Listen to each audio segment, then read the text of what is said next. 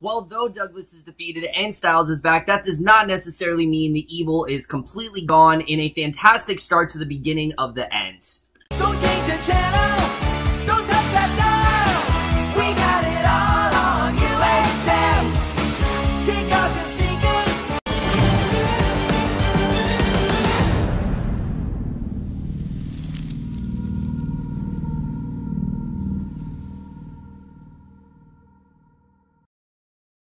Hey guys, it's Hennig for the mid-season premiere of Teen Wolf Season 6, Episode 11, Said the Spider to the Fly, and guys, this is it. I mean, we only have 10 episodes left, and it's insane to think about. I mean, I'm still processing the fact that Teen Wolf is ending. I can't believe that the show is actually coming to an end. I think it's a good idea because it's helping them move things along, but, I mean, once again, this is a show that I've watched since it began, so the fact that it's ending, I mean, it definitely is something that I'm not exactly ready to process. I will definitely say that. And again, there's so many shows ending this year that it's crazy that so many shows are ending at the same time.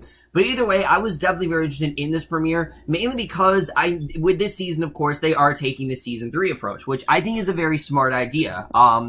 Like I've said before, Season 5 wasn't a horrible season. It just, to me, felt like they knew how to write half of it really, really well. And then the other half, they had no idea what they were doing. So the fact that they are basically taking that approach and doing two very different types of seasons that do, in fact, have some sort of connectivity between them, I think is a very smart idea. And based on this premiere, that was definitely the right direction to take the show, because I really did enjoy this premiere overall. A lot of great stuff going on here. And, surprisingly, a lot more Styles than I would have assumed. I will say that. Not a lot in the beginning, but it does seem like he's going to be heavily involved with this season. But let's just get into it, because I really do want to talk about where we're going to go for the end game, basically, which, again, is kind of crazy that I'm saying that. But we start off, and we see Scott is now the assistant coach, actually, at Beacon Hills, and he preps the lacrosse field for a nighttime preseason practice. He calls out several players with praise as they run players on the wet field, and he specifically mentions these two guys named Diaz and Nolan. Obviously, these are two of his proteges and two people that he's trying to mold into these really great players, and Coach Finstock kind of gives him a hard time for helping praise on the players and giving them hope, because that's just not something that he ever did. He's never believed in the idea of giving them praise and making them feel like what they're doing is great. That's just not Finstock style, and I love seeing, Finstock rant. It's always been fun to see here, but he points out that he never once gave Scott hope during the entire time he was on the team, and he did just fine, and Scott agrees that he never did, and Coach suggests that nothing motivates more than withering criticism. I would agree with that. I mean, when you are on any team, or you're in, say, your school musical, or you're in choir, I mean, the best thing to do is to give people constructive criticism, because that gives them something to work on. If you just praise them, then they think they're perfect and there's nothing to work on, but if you give them criticism, then they will, in fact, work on it. So Liam is not on the field yet. Scott promises Liam will be there, saying he's the backbone of the team. He describes Liam as a born leader who can handle anything and that Finstock throws at him. And Liam, meanwhile, is lying prone on a bench in the locker room, lamenting the fact that Hayden has left town. Yeah, Hayden's just gone in this episode, which I didn't understand. Why did Hayden just leave? What caught her? What triggered her to leave? I didn't really understand that, and I think it was a loss of the show. I actually really like the dynamic of Hayden and Mason and Liam, and the fact that Hayden's gone, I just didn't really understand why the writers did that. I mean, me personally, I always really liked Hayden. I thought that her and Liam actually had really nice chemistry, and I thought she really actually fit into the group quite nicely in the last season. So the fact that she's just obsolete now, I just didn't really understand why the writers made that choice. It felt a little bit strange to me, but Mason explains that she has left town to protect her sister from the supernatural. That's the reason why she's gone, because her sister obviously was worried about being captured, and Hayden had to leave for that reason. So a text comes in from Scott saying the coach is pitching a fit that Liam isn't at practice, and Liam says that Scott is going to leave him too, and he knows that. He knows that all the people that he cares about are going to leave him, and Mason points out that Scott is going to college. It's not the same thing as leaving. That's just, kind of how it is. And he says that they are all growing up and soon will go to different colleges too. And Corey's very confused, says that he and Mason are both applying to UCLA, and this fact sends Liam into another fit of pick, realizing that that, you know, in a short while, he's going to be all on his own. And Mason and Corey then grab Liam by the arms, they drag him by the locker room. Mason says that summer's almost over, they're about to be seniors, and it'll be the best year of their lives. And basically, we realize that it's been a year, which I thought was interesting, that we actually skipped a whole year from the first half of season 6. I thought that was interesting to see. It does seem the show aged them a bit. It definitely does seem that, because they were referred to as sophomores, but I think this works mainly because it gives Liam more of a sentimental reason and more of him to be upset that Scott's leaving. And I thought the fact that he is in fact a senior really does make it feel like, all right, this is the next generation. I thought that was definitely really well done. And Coach at this point has had it. He says if Scott doesn't get Liam on the team in 3, it'll be Scott's last day as assistant coach. And Scott points out it already is his last day. And Coach threatens to dock his pay. Scott says that he's a volunteer. He asks if Coach wants to take away his whistle. And Coach wants to know who actually gave him a whistle. So Scott then texts Mason again and says that Coach is threatening to make Diaz team captain. Obviously, they don't want that. And then we get this incredibly well done scene where on the field, Diaz dodges all their players as he weaves his way down the field. The goalie is terrified as it seems that nothing can really stop him from scoring a goal. He clearly is great, and he flings the ball toward the goal, and out of nowhere, Liam does this twisty backflip onto the field, blocks the shot. That was awesome. I love that scene, but obviously, Finstock's very impressed by that. He heaps praise on the play, and he asks Scott the name of the player, and Scott's very confused. He explains that it's Liam. Why wouldn't he know who he is? And Coach then brushes off his lapse in memory, saying he can't possibly know who's who on the field since they're kind of all dressed the same. And Scott says they're wearing numbers, and Liam's been running down the field full speed. Diaz ducks under him. He flips him to the ground. Liam begins to lose control. His eyes start flashing yellow. He lets out this guttural growl, and Scott rushes to his side, and everyone's watching them until someone else catches their attention. So a gray wolf has then wandered onto the field out of nowhere. What this gray wolf is, we have no idea at this point, but its fur is matted with blood. It growls at Scott. He urges the players to step back, and Nolan doesn't move until Scott makes him. The wolf then wanders off into the woods. Liam and Scott follow. They find the wolf lying dead on the ground. What appears to be spiders pouring from its eyes and mouth. A little further into the woods, dozens of other dead wolves lay dead. And that's the way this episode starts, and I thought it was definitely a really good start to the craziness that's about to ensue here. So we then see Malia and Lydia, and I really like what was going on here. They don't use them a lot in this episode. It's pretty sporadic with what we see of them, but they're still main characters, so we need to see at least, you know, they're still an integral part of the story, which I like seeing. So Malia lays on Lydia's bed, reading a book about France, and I'm guessing Malia did well in summer school. Obviously, we knew she had to take it, so I'm guessing she did pretty well. But Lydia's apparently just told her of Scott and Liam's discovery in the woods. And Malia wants to know if these are wolves or werewolves. And Lydia explains that they were the former, but Malia's not interested. She's ready to just move on from it. You know, she wants to just get on with her life, and she doesn't want to really have to deal with the supernatural anymore. They've done it for so long now, and it's always been so prevalent in her life. I mean, remember, you know, Malia is a were-coyote. That's something that she's always had to deal with, and she's just not really feeling it at this time. So Lydia says that Liam asked for help from the were-coyote, not the banshee, because no one understands mysterious animal situations better. And Malia says she's done with mysterious animal situations. She now haunts mysterious French men. And Lydia says her flight's delayed anyway, so she has time to help. Malia protests, saying that the flight is not delayed, only rerouted. And Lydia points out that these are synonymous, and a severe weather alert pops up on the laptop on the bed. There's a storm shutting down on Charles de Gaulle Airport near Paris, and Malia protests that it's simply just a minor shower, it's nothing to worry about, and Lydia gives her a look that says that she has to go. She has to, and Malia continues to protest, saying that Liam has everything covered, and dead wolves in the woods just doesn't sound supernatural, so she really doesn't feel she has much to worry about, and I thought, again, there was a really good scene. It's clear that they're trying to resurrect kind of like the bond that Lydia and Allison have, and if you can't have Allison on the show, I think Malia fits that billing perfectly. See, the thing with Kira is that Kira didn't really feel like ever had a place on this show. She always just kind of felt out of place, like she was just another love interest to Scott. Malia has added so much humor and fun, and she's just really blossomed into this really great, badass character, and I'm really glad to see her and Lydia bonding. I definitely really like seeing that here.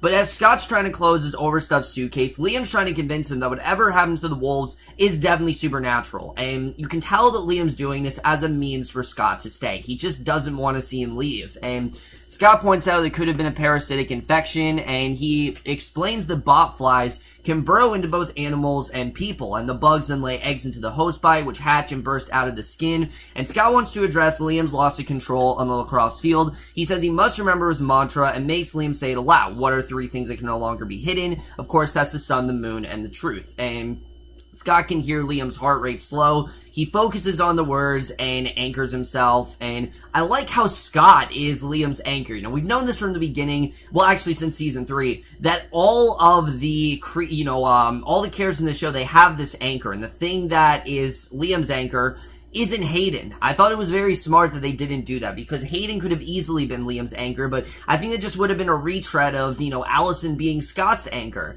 No, what actually is Liam's anchor is Scott, which makes sense. Scott is the one who first experienced all this stuff firsthand with him. He's the one who went through all the times where Liam couldn't control himself, so it makes sense why Scott's the one to do that. And calmer now, he glances back at the impossible to close suitcase, and he asks if Scott if he has a second one, and Scott says no, but he has duct tape, and while they banter, it's clear again he does not want him to leave, and I thought it was actually a really well done scene. Again, Liam's a character I think they've really put into this narrative really well. I was always a bit hesitant about Liam when he first came on, but ever since this season, I think he's really found his groove, and I really like what they've been doing with him so far. So, in Orly then follows this Dr. Conrad Fenris through the special ward at Eichen House, and you're like, oh boy, some shit's gonna go down here, because nothing good ever happens at Eichen House. Fenris says that what the orderly claims to have seen is nearly impossible. There's no way he saw it, and he says the patient in question has been resident ever since the facility opened in 1912, so what does he have to worry about? He opens the door, this cold mist then pours out, there's a layer of ice on the floor, and on a table in the center of the room is what appears to be humanoid form made of rock, and Fenris says the patient is covered in a layer of pyroclastic rock, primarily volcanic matter, ash mostly spewed from the ground into the air, and Fenris then reaches out, he taps the form, and the rock layer immediately begins to crack. The damage then spreads, the doctor and Orly back up. Fenris reaches to lower the temperature in the room some more, but he's caught in the blast as the cracking from explodes outward in a rush of fire and gas, and what appears to be this hellhound, but it's not Parrish, it's actually his character, Halwyn. He steps out of the cell, he growls at Fenris, and definitely there's some sort of evil that's waiting for them. So I thought that was a really well done scene, but we then see Rising Beacon Hills high school seniors are lined up in the hallway waiting for a meeting with recently hired guidance counselor Tamara Monroe, which, I mean, this is what happens when you're a senior. Before you go into your senior year, you have this senior meeting where you talk about, like, what your interests are and things like that. So this is all very familiar to me, I will definitely say. I graduated already, but this is all stuff I'm used to. So she talks Liam out of taking Latin after he admits he's only signing up because he heard it was an easy A, that he should not take it for that reason. And he needs better grades because it's been a hard year, and his GPA absolutely sucks. And she offers him counseling and talk about Hayden, but only during the posted guidance hours. So she turns the conversation back to his class schedule and suggests that he takes Spanish instead. Corey, on the other hand, wants to take AP Calculus, and the conversation laden with double meanings. Monroe actually talks him out of taking hard classes just to avoid metaphorically feeling invisible. And Corey protests he's never invisible and that she can see him because he's right there. But Monroe says that she's seen many things at the school, even when everyone else had their eyes closed. So she suggests that he take creative writing instead. And she describes Mason's proposed class schedule as perfect,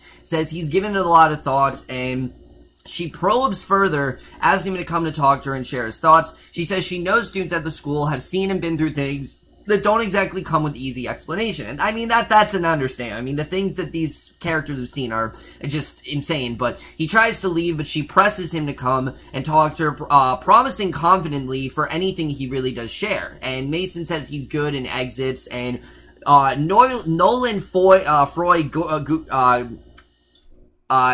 Gutierrez is next, and he is a nervous kid, and Monroe says that she thinks that he needs to talk about more than his class schedule, and he protests, saying that other students are waiting for her time, and she asks if the wolf on the lacrosse field has him upset, or the other stuff they spoke about over the summer, and what happened in the library, the animal attack, and he snaps at her that it wasn't an animal attack. This was no ordinary animal attack. He says the animal on the field was some kind of wolf, and she asks, what other kinds of wolves are there? What kinds of wolves have you seen? So she clearly knows something's going on. There's clearly something that Nolan is keen for. It's going to be very interesting to see what this really is all about.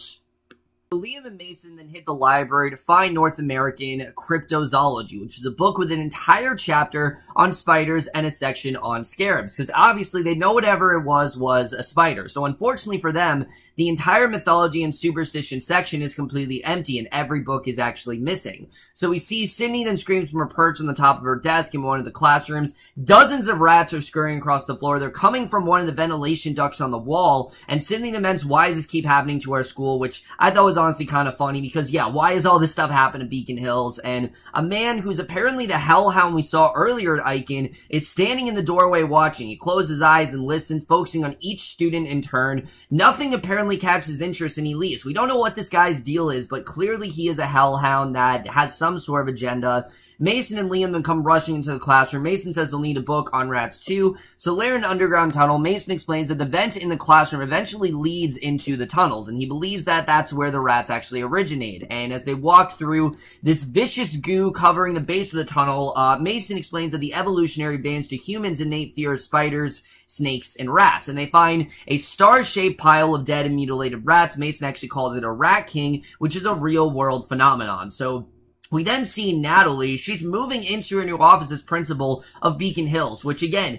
this is stuff we're not expecting to see, but I actually thought it benefited them that they skipped in time. This isn't stuff that we have seen throughout the course of the season. We didn't really see Natalie a lot in the first half, so to see her here I thought was honestly really well done. But Lydia has left her a list of all the supernatural people in Beacon Hills, starting with the students. Now, I think this is a natural transition for Natalie. I mean, Natalie's always been such a headstrong, professional type character, and I think this is definitely the right move for her, but Natalie says she doesn't really need it, and Lydia says her mom knows stuff, which obligates her to do stuff when things go bad, and Natalie says that her obligation is to educate and not to eliminate all the problems of Beacon Hills. She's just there to be a principal. That's it. She's not looking to solve all these other things that she doesn't feel are really important, and Lydia presses her further that this is a problem. Obviously, you know, there are all these attacks already, but her mom puts a stop to it. She says she cares about Lydia's friends, but mostly she cares about Lydia. And with Lydia safe 3,000 miles away at school, she no longer has to deal with all this. And Natalie exits saying it's not their problem anymore, and Lydia slips the list of supernaturals into a desk drawer, and I didn't understand this. I mean, really, after everything you've been through, woman, you're telling me that you're not at least a little bit worried about this? I mean, Natalie Martin has been through a ton of shit. Lydia especially has been through a ton of shit. You're just telling me you think it's gonna go away? That's not how it works. I mean, this is gonna go on as long as there are, you know, wolves in Beacon Hills, which there probably will be for years and years and years. And we then see Scott. He has one of Arjun's 800,000 volt lightsaber stun batons, and he tries to get his mom to practice defending herself with it, but Melissa refused to hold down the button. She says that if something happens, she'll call Liam if he's not around. She explains that she's a nurse and she'll defend herself with what she knows, and she reveals this cache of herbs that she keeps in the hospital morgue, and says if something supernatural happens and people get hurt, she does have it covered. So Scott wonders where she got it all, and Melissa changes the subject and says that Scott should be focused on orientation at UC Davis and his classes instead. So immediately you're like, where the hell did she get this? Why is she keeping this from him? So they hug, and she accidentally holds down the button on the stun baton, shocking Scott. That was kind of a funny scene, but I like seeing Melissa and Scott have this nice, you know, kind of like goodbye scene, him thinking that he's gonna leave. I thought it was definitely well done. But Malia then joins Mason and Liam in the tunnel. She examines the rat king for a second and explains it perfectly. The rats freaked out. They crawled all over each other. They got their tails knotted up, tore each other apart, trying to break free. And Mason's very impressed. As in, Malia read up on rat kings, and she asks what a rat king is. And she picks up one of the bloody and mutilated rats. Holding it to her nose, she shovels it toward Liam, who flinches backwards. She scurries to another part of the tunnel, and she urges Liam to smell the fear coming off the dead rat. Liam says that the ones in the math classroom actually smelled the same, and Malia is very confused by this revelation of rats in a classroom. Why are they just randomly there? But that doesn't keep her from ditching them so she can head off to Paris. She just, again, she doesn't want to deal with this anymore. She's done this far too long. She says it's probably is a real problem, but they've got it covered, and she's got a plane to catch. So I understood this. I understood, you know, she did in fact help them, but she's not going to be there to, you know, to advise their every move. She thinks that they can do this on their own, and, you know, it seems like they can. So, an unconscious deputy then lays on the floor at the sheriff's station. The hellhound from Aiken sits at the radio dispatch desk listening, and Parrish then radios for highway patrol after a large 10-plus vehicle pile up with multiple injuries. And hearing this, the hellhound rises. He exits the station. He arrives at Beacon Hills Memorial Hospital in the midst of chaos. Multiple patients are coming in as doctors and nurses rush back, their fourth attempting triage, and Holland then walks purposely down the hallway past Melissa, who calls after him. He doesn't stop. Melissa is quickly drawn away by two road-raging men arguing over who caused the accident. She tells them separate or they'll be last to get treated, and Parrish arrives, reinforces her order, telling the men to step away. She asks him to stay and keep an eye on the argument-prone drivers, but Parrish spots Holland. He follows him instead, so definitely he has an axe to grind with him, and Liam and Mason arrive with a white plastic bag. Melissa mistakes this for dinner. It's not. It's actually one of the dead rats, and Liam wants to take a look at it, but she says she doesn't have time for a rat autopsy. Again, she's just got way too many other problems in her hands. She's not willing to do this, and she orders them out of the hospital. So once again, Liam and Mason are forced to deal with this on their own. Again, as you can tell, this is a common theme throughout the episode. This is something that all the characters kind of realize as the episode goes on, and again, I like seeing that. Again, they're kind of forced to deal with this on their own here. So while Parrish is looking for Holland, he has a vision of the hospital corridor in flames. The hellhound towards him. He closes his eyes. The vision clears. The hallway is then filled with patients and doctors. Holland then secrets himself in an office with the door ajar. He again seems to be listening for something. He can hear the heartbeats and voices of all the patients. The two accident bullies begin to flight away. Melissa then calls for security. Liam steps in between the pair just as one of them throws a punch. He lands a solid hit on Liam. It triggers his transformation, and everyone sees his eyes flesh and his fangs. He digs into his claws into the palms of his hands. He draws blood. Security arrives, grabs the aggressors. Liam is helpless to regain control. He starts running away. He passes the door where Holland is still listening, and something about Liam's heartbeat actually draws his interest, and he follows him. Holland then bares his fangs. He rushes toward Liam, but the young man's too concerned with his own situation to notice. He whispers his mantra, the sun, the moon, the truth, thinking he can do this on his own, and he makes into the elevator, which closes before Holland can get to him. Lydia then arrives at Scott's house with suitcases. She calls to him, and basically, she's ready to leave, but there's no reply, and suddenly light in the room begins to shift with a spider web pattern appearing on the walls,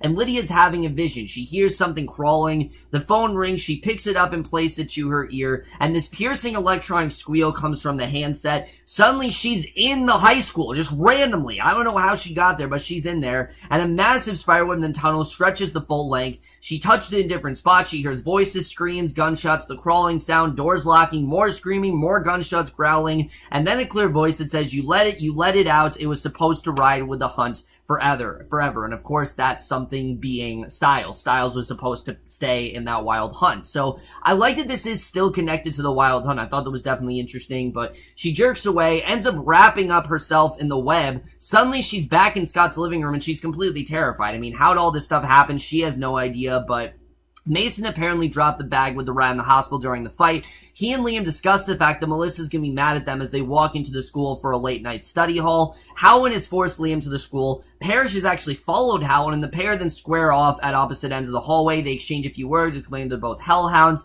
and Parrish questions why he's in Beacon Hills just as Liam and Mason walk in. So again, you know that Parrish and Holland they've faced before. Holland says he's there because of something that he let out. He looks past Parrish to Liam and says that it must be stopped. Both he and Parrish flame on. They rush at each other, prepared to fight. And in the school parking lot, Tamara Monroe, Sibnala Momblo places some textbooks into her car trunk. She hears the hellhounds growling, and quickly she dumps out her purse, finds 2 vials of liquid. One appears to be full of wolfsbane, and Monroe then retrieves a gun from her trunk. So inside the school, Parrish is getting tossed around by the other hellhound. He managed to get into a few hits, and Holland suffers a severe clawing on his torso, but he eventually picks up Parrish. He tosses him down the hall and out the doors, leaving him completely unconscious, and Liam tells Mason and then takes on the hellhound, and he gets in some good hits, but Holland pins him against the locker, says that if the wild hunt couldn't keep him, nothing will, and he again listens to Liam's heartbeat. It is pounding, but something about it convinces Holland that he's made a mistake, and he says that it's not him. So Mason picks up the moment to attack the hellhound with an aluminum bat.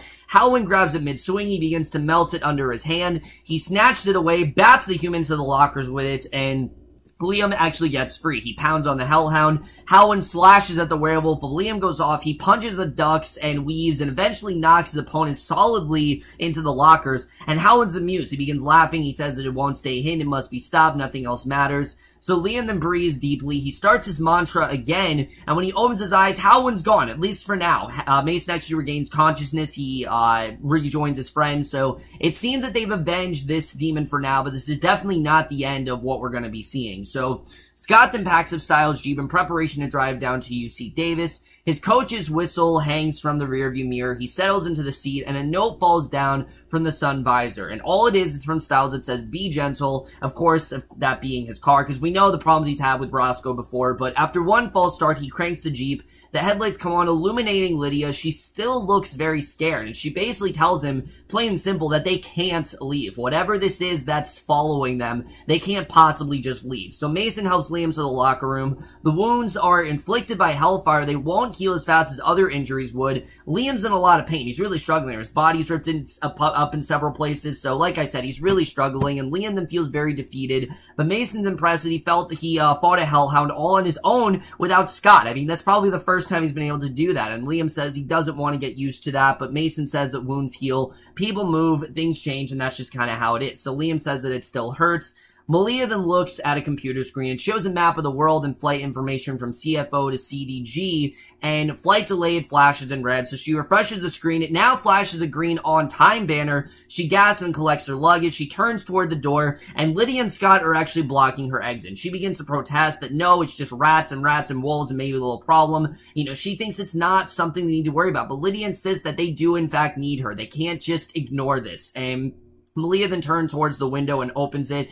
Lydia explains that Liam and Mason called. Malia insists that they've got it covered. They don't need to worry about it. But Scott says that he can't make her stay, and he won't try. Malia says she doesn't want to. She pushes past Lydia and out the door. It seems that Malia's going to leave. But after a few seconds, her bag actually flies back into the room. Scott catches it. She returns. She asks what they're supposed to do. And Scott says they're looking for a hellhound. So you know whatever it is, that Malia's just not going to stop. You know, she is actually in fact going to stay. And I definitely did like the way that was done. The arc of them wanting to leave, thinking that they could handle on their own, but realizing that they actually did need them, I thought was honestly really strong here, and that was probably one of my favorite parts of the episode. Holland apparently badly injured during the fight. He stumbles through the woods, and he's definitely not defeated yet. He's definitely got an axe to grind, and you know that he's going to try to protest for them to come back into the hunt, but Lydia explains to Malia and Scott about her vision and what she learned. She says that they opened a door to another world, and something came out with them, obviously that being Howland, and she says that they need the hellhound to stop it. Malia says that they can put it back because they put things back before, but Scott says that it might not be that simple. They might need them to do it, and Lydia says that there's always a price to pay for meddling in things like the wild hunt. Scott says they learned that lesson from the Nematon. Remember the Nematon, they thought they were done with it, but then Deucalion came out of that. So Monroe catches up with Howland in the woods, shoots him in the chest. It hurts, he screams in pain, he falls back, and she thinks that she killed him, but he's soon back on his feet. He's growling, they struggle. She drops her gun, she managed to get it back and shoots him in the forehead. He drops, apparently dead. You think that he's gone, but I doubt that that's the end of him. So Scott and the pack then arrive at the school just in time to hear the fight between Howland and Monroe. They arrive at the scene after the guidance counselor is gone. Howland is apparently dead, leaving them to ponder what could kill an unlikable creature. How is he just killed? I mean, this is an unkillable creature. So they find a bullet casing nearby with a fleur-de-lis etched on, and this is the symbol for the Argent family. So whatever Monroe is, she is connected to the Argents in some way. And Lydia says that then it's true. Malia presses to know what else she heard in the web during her vision. And Lydia continues, the sound of people who've never lifted a hand against another human being, that something was killing them, and Scott says that they were killing each other. And to illustrate the point of normal people turning into killers, Monroe returns to her car. She appears badly shaken. She wipes blood from her face. She calms herself, looks into the mirror, and a half smile creeps across her face and all the way up to her eyes. And I'm calling it right now, Monroe is the real villain of this season. I think without a doubt that is what's going to happen. Monroe is the person that they're not going to be able to trust. There's some sort of power that she holds that kills unkillable creatures, and if that's possible, then I definitely think they should be worried about her. So Lydia, Malia, and Scott, they sit on his bed, questioning if they should call Stiles or not. Should they really get him involved with this? And I didn't think Stiles was going to be a part of this season. I really thought that they were done with him, but it makes sense why they want to get Stiles involved. And Lydia wonders if they could just say they forgot. She's worried, saying they almost lost him last time. You know, maybe they're going to lose him again. And Malia and Scott both think that Stiles wouldn't forgive them if this current crisis turns out to be something big. And Scott says in the voicemail he left that Stiles sounded really excited to be there. And Malia then urges him to play it, and Scott does. And basically, you know, he's just really happy about it. He wants to get, you know, he's happy he's getting out of Beacon Hills. Maybe you think he can't leave, but the whole thing falls apart if he's not there, which he gets to, but he has to, and he knows he's supposed to drive out tonight, so if he doesn't call him back, promise him he's actually going, just get in the Jeep and go, and he wants to follow those instructions. He doesn't want to ruin what is probably one of the happiest times of Styles' life. You know, he's always wanted to be involved with the FBI, and now he is. Why dismiss him from that now? But then we get to the ending here, which this was really interesting. Styles is dressed in a white shirt, black tie. He's clearly been working there for a while, and a lamented badge on a lanyard, black pants, and shiny black dress shoes arrives at a vision of justice, and he enters a classroom with other men and women dressed in the same type of clothing, and as Styles fumbles with his backpack, removing pencils, pens, and a metal water bottle, the man at the head of the class explains that the FBI seal includes 3 words: loyalty, courage, and integrity. Those are also the qualities that the Bureau expects from all their interns, and he explains that their 6 months internship will include field work with actual FBI agents, and Styles keeps interrupting him with questions, continues to fumble with his stuff. The agent explains that one recent manhunt included the crisis response from chasing down a bizarrely feral unsub, which is an unknown subject in the investigation in the wilderness of North Carolina, and on the screen we see it's Derek that's actually running Flash. Yeah, we see images of Derek. Styles does a spit take, spewing water onto the intern seated in front of him because he hasn't seen Derek in years, and the instructor then looks down his sheet to address him. He sees the name Mieczyslaw Stolinsky. He simply calls him young man, and Styles asks why they're after the unsub, and the answer is in fact mass murder, and that is the way this episode ends. Really great stuff overall, but let's just get this episode and where this season is really headed. So wow, I mean, what an exciting premiere this really was, and there already is a ton of stuff to talk about. First of all, I really did not expect to see Styles that much. I'm going to be honest with you. I thought because of everything we've heard about with Dylan O'Brien and all the things he's had going on with the Maze Runner and such, I did not feel that Styles was going to play that big of a role into the rest of this show, but it does seem like that's the case. He's going to try. Why are they hunting down Derek? What's Derek really been up to? I mean, we haven't seen Derek all this time. You know, Derek, obviously, he's gone rogue. He's now committing mass murders. What the hell's going on? We don't know. And the cool thing is we know Tyler Hoechlin is coming back, so Derek is going to play a major role into the season. I'm surprised he's not a main character again. I would think they gave him back the main character status, but it doesn't seem like that's going to happen, and I'm looking forward to seeing how things do turn out there, what's really going to happen, and is Styles really willing to hunt down Derek? That's really going to be the big question. Is he willing to do that, and will that cause him to pull himself out of the FBI? I mean, clearly, this is a position that Styles has wanted all his life. Is he really willing to risk that for something like hunting down Derek? Is he really willing to do that? But the other big thing is, if they can hunt down Derek, then I think in no time they'll hunt down someone like Scott, and obviously that will make Styles want to give him his position there. So we'll have to see the way that goes. I've said it before and I'll say it again. I think Monroe is going to be the real villain this season. I mean, there's just something about her that's so cunning and so powerful, and it really seems like she's hiding something big. I'm not entirely sure what it is yet. I can't tell you, but just something about her just doesn't strike me right. I really don't trust Monroe whatsoever. If I was Scott, Liam, or any of them, I really would not trust her. I mean, if she can take out someone like Howland, then I think that she can take out pretty much anyone. So I think Howland is still going to be a big part of this, but I think he's going to be more of a secondary antagonist, where Monroe is going to be the actual antagonist. Again, I could be wrong, but I think that's kind of where we're headed here. We'll have to see the way things do really play out with that. I thought this was a really good narrative, though, for Liam, Corey, and Mason. I know, obviously, you know, aging them and making them seniors is a little bit ridiculous, but I think it works. I really think it does, because here's the thing. Liam, Corey, and Mason, you know, not only does Liam have to deal with the fact that Scott is leaving him, but that everyone's going to be leaving him very soon, and that's something that he just has to deal with in his senior year. I think it just adds this narrative to Liam that I really do love. It makes him a lot more rootable of a character, and I definitely really did like what we got there. I thought that definitely was really interesting. I'm interested in seeing how all that really does play out. What are the rats about? What are the spiders about? We really don't know yet. We don't know what all that's about, but I do like the way this is connected to the Wild Hunt. This isn't just some random thing. This is because of them saving Styles and all the other people in the Wild Wild Hunt, this is their consequence. And I really do like that there is sort of a consequence to that. I think that definitely is really interesting overall, and I'm definitely interested in seeing how all of that really does play out. The only thing I didn't like about this episode, my only real complaint, is that I just didn't believe that after all the adults have been through, that they really were just willing to stop. I mean, Melissa, I can understand. She's been through so much with Scott. I get it.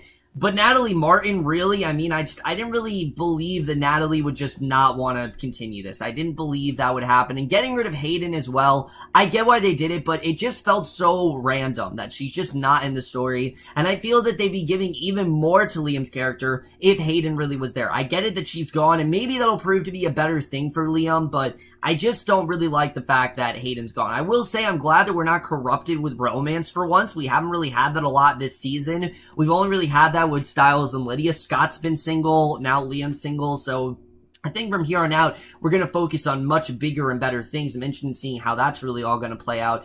Also, I don't know why we didn't see Stilinski in this episode. You know, obviously he's still a main character, so where's Noah? Why is he not here? We'll have to see what happens with that, but overall, guys, I definitely really did love this premiere overall, and I am going to give Teen Wolf Season 6, Episode 11, Said the Spider to the Fly, an A-.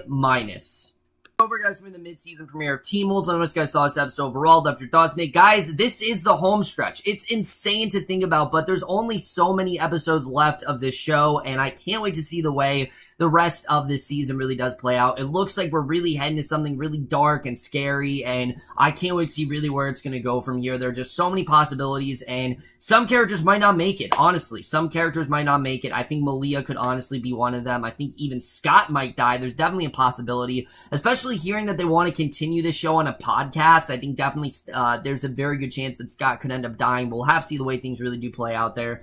But that's in my review. Hope you enjoyed. We'll see you guys in my next video, which will be for Game of Thrones, and we'll see you guys for that. Okay, bye.